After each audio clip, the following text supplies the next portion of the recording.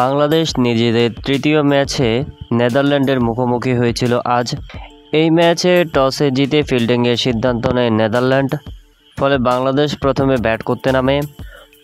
Bat করতে নেমে নাজমুল হোসেন শান্ত এবং লিটন কুমার দাস এক রানে আউট হয়ে যায়।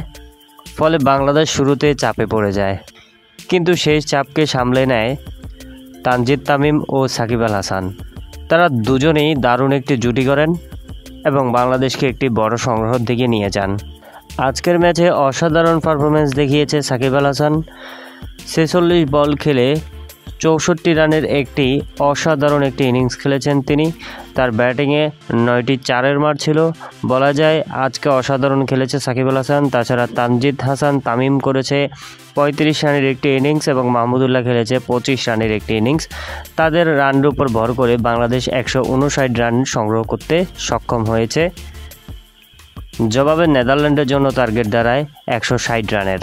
তো ভিউয়ার, আপনার কাছে কি মনে হয় আজকে কি বাংলাদেশ জয়লাভ করতে পারবে? কমেন্ট করে জানিয়ে দিবেন। ধন্যবাদ।